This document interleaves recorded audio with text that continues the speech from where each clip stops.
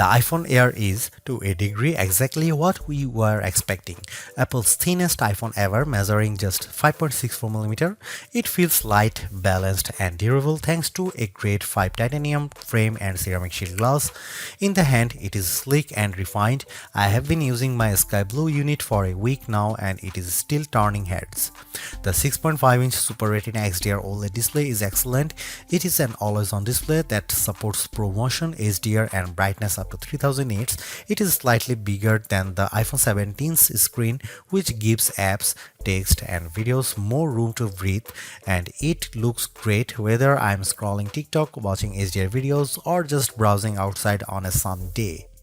iOS 26 feels tailor-made for the Air with its new liquid glass design that looks striking and complements the physical build. Messages now support custom backgrounds, typing indicators, and polls, while the phone app and visual intelligence get useful upgrades. And while Siri's full AI overhaul isn't here yet, Apple Intelligence features are starting to appear. The biggest trade-off comes with the camera setup. There is just a single 48-megapixel camera lens on the rear of the phone. It produces sharp, natural-looking photos and impressive portraits, but you will miss the flexibility of a telephoto or ultra-wide if you are used to them. The selfie camera is excellent too. The Apple's center stage smarts for automatic, wide, and ultra-wide framing, and dual capture is genuinely fun. Performance from the A19 Pro is snappy and smooth, and it capably handled everything I threw at it, though the phone doesn't get warm during fast charging or heavy gaming. Battery life is decent but not class-leading enough for a workday, usually 6 to 8 hours of use, with my best stretch hitting around 10 hours away from the charger. Power users may want to invest in the $99 MagSafe Battery Pack, which matches the phone's slim profile and adds about 65% more life, but it is an added cost.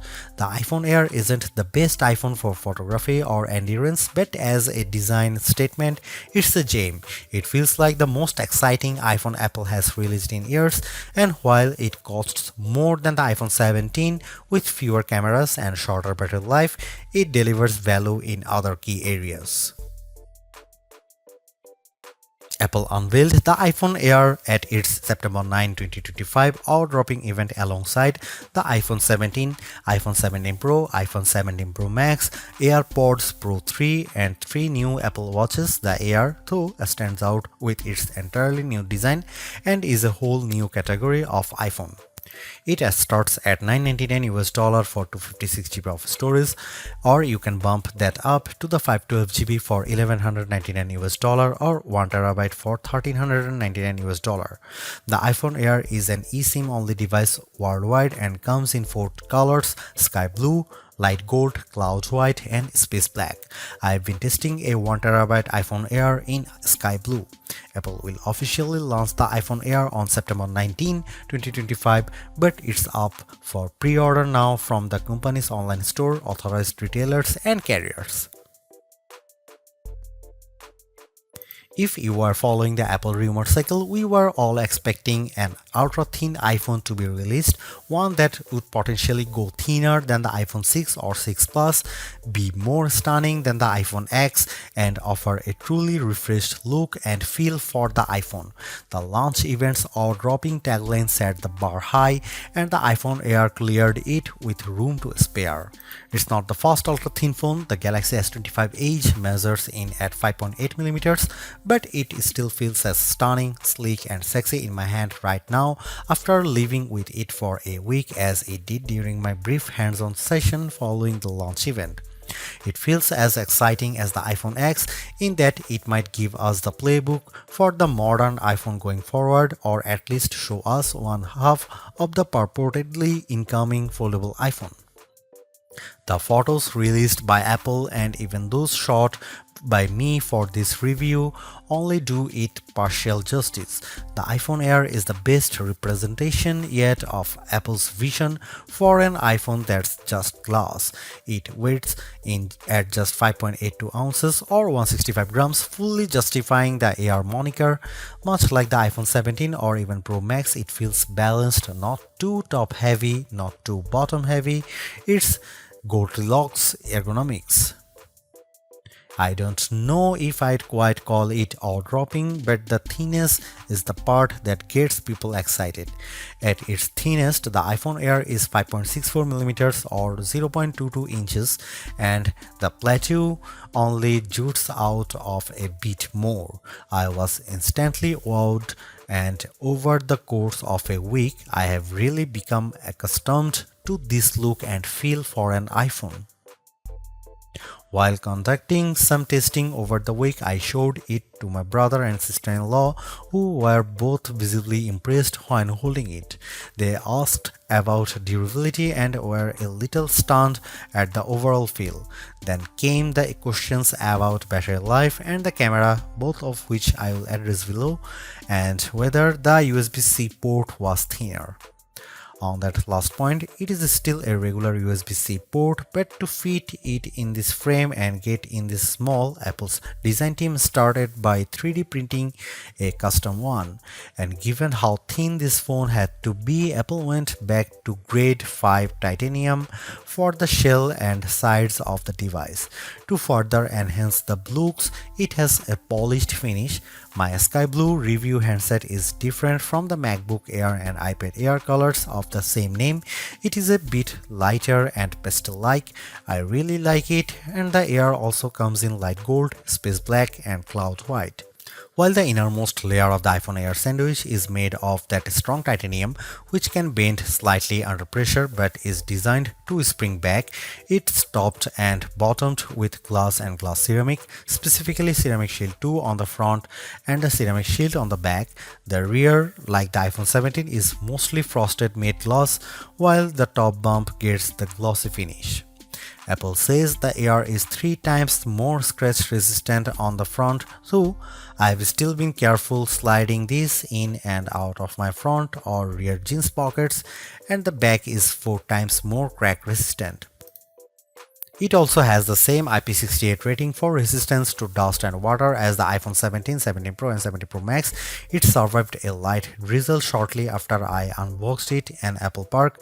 The weather's been wet in my home state of Jersey, and the Air has shown no issues when being used in rain or surviving a dunk test. Even given the extreme thinness here, you still get the usual buttons you would expect on an iPhone.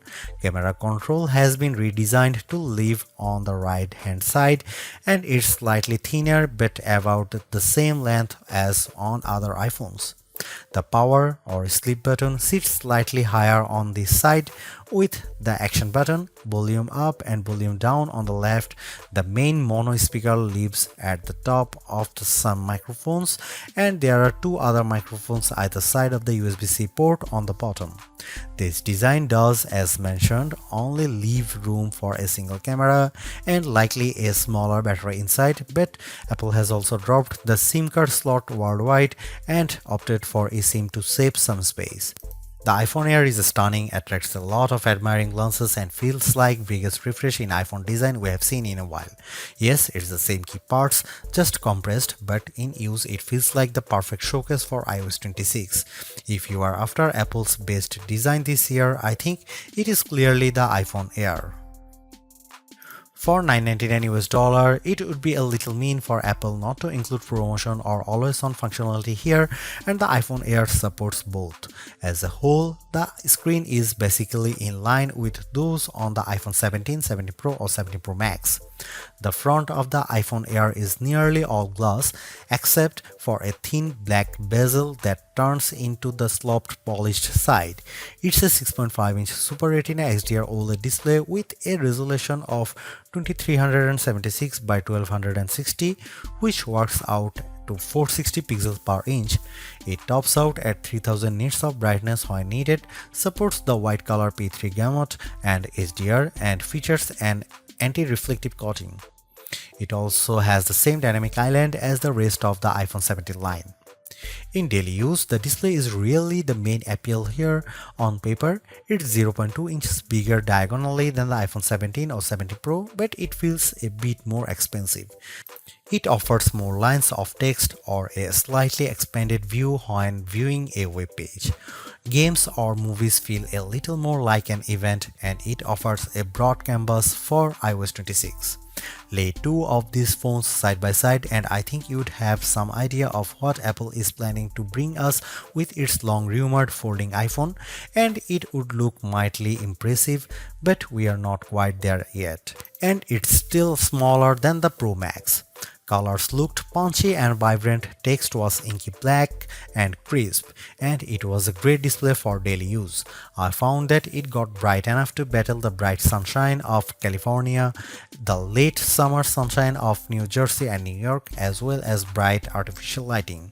I liked scrolling TikTok and Instagram Reels or watching a video on it, mainly thanks to the super smooth Pro Motion display.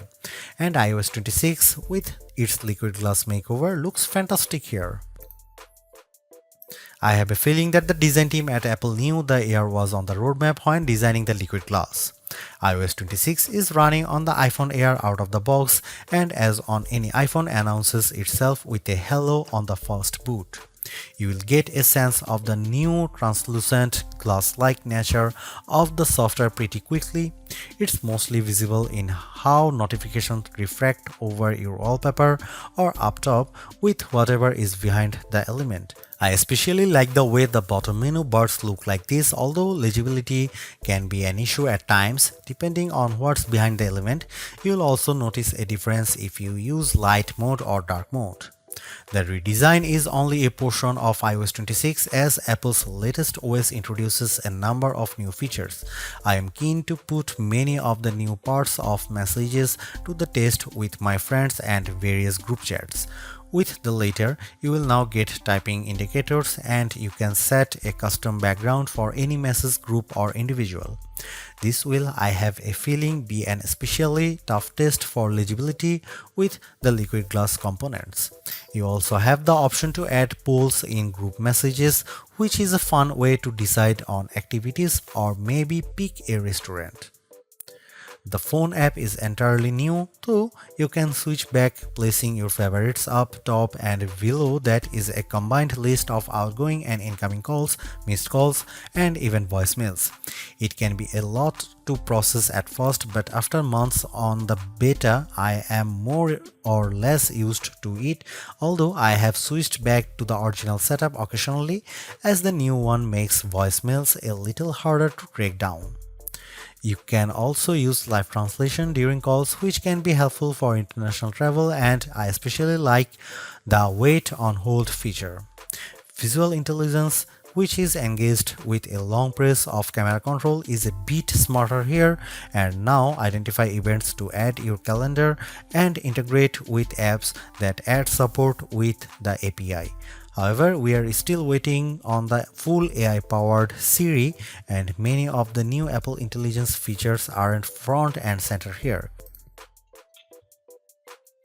This is where the compromises necessitated by the iPhone Air's unfeasibly thin design begin.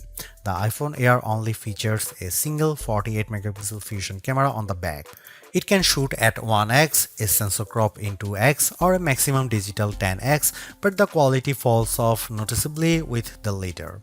I'll cut to the chase here. If you are after the iPhone with the best cameras or even just some variety for shooting, this is probably not it. Here are some camera samples of the new iPhone Air.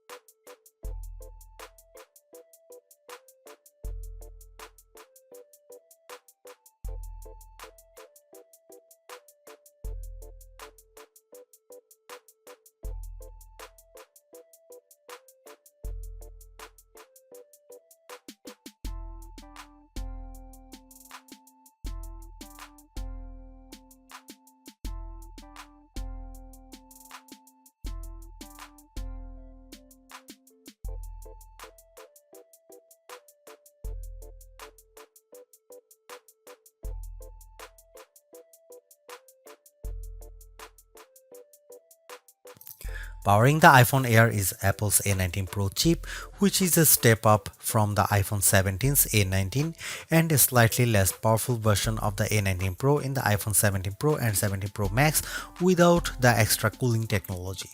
The A19 Pro here is a 6-core CPU with 2 performance and 4 efficiency cores, a 5-core GPU and a 16-core neural engine. It's goodly faster than the A18 Pro or A18 found in the iPhone 16 Pro Max or 16, especially with various elements of iOS 26 including specializing a wallpaper and in everyday use. Compared to the standard iPhone 17, I would say performance is about neck and neck. The A19 Pro is arguably being used here to help regulate performance temperature. I did notice the iPhone Air heating up during the first few days while it was still indexing and charging, especially from 0% to about 50% before cooling as it slowed near 80%. It also warms up when multitasking with demanding apps at times. For example, if I am on a call and launch a game like Asphalt 9, the area around the camera housing on the rear can get noticeably warm, though it cools quickly as performance regulates. The heat doesn't spread below the Apple logo, and a case like Apple's bumper or clear option helps keep it from your fingertips. Keep in mind that basically all the components do live in the plateau, including the silicone, so it makes sense that the area does heat up. When it comes to non-gaming tasks, though, the iPhone Air handles everything well and delivers strong performance while keeping cool. That was the case with my daily workflow consisting of calls, audio and FaceTime as well as mail, Gmail, Slack, Safari, Chrome, Edits, CapCut, the camera and the other apps. Even with creating a Genmoji or using Image Playground or another facet of Apple Intelligence, the iPhone Air didn't get especially warm. In terms of quantitative testing, the iPhone Air scored slightly higher than the iPhone 17 on Geekbench 6.5 at 3723 on single core and 9665 on multi-core. That's in line with smartphones at this price range, so as we noted in our Galaxy S25 Edge review, that phone has a thermal solution for keeping things cool. We can only guess at the iPhone Air's battery size for now as Apple doesn't officially release those numbers. It is clear though that the company has squeezed as large a cell as possible inside this ultra slim smartphone. Instead of capacity, Apple provides viewing estimates up to 27 hours of downloaded video playback and 22 hours of streaming. With the $99 MagSafe battery attached, those numbers rise to 40 and 35 hours respectively, about a 65% boost. In my experience, the iPhone Air generally lasts through a workday 6 to 8 hours depending on use. That's behind the iPhone 17, 17 Pro and 17 Pro Max, but it still meets Apple's all-day standard. On the test, I took it off a charger at 7:30 am and it lasted until 5:50 pm or 10 hours and 20 minutes. At best, I recorded 6 hours and 35 minutes of active screen time. On average, I got around 4 hours and 45 minutes. During my first few fast charges, the top of the camera plateau and the area beneath it did get warm, mostly between 0% and 50% before cooling down. This isn't unusual for fast charging and reflects the component layout. Power users will likely need to recharge by the time they get home. Apple's slim MagSafe battery nearly matches the Air's profile, adding only a bit more thickness than the camera bump. It recharges intelligently throughout the day, manages heat well, and uses pocket detection to optimize charging times. Optional, yes, but it complements the iPhone Air experience nicely. The iPhone Air delivers remarkable performance in a super thin and light design that's very durable. I especially like getting A19 Pro power in something this compact, but you have to make some trade-offs for the steep $999 price. You get only a single rear camera, which means no telephoto zoom, ultra-wide or macro shots, and while the Air's battery life is solid, it's a few hours behind the iPhone 17 Pro Max.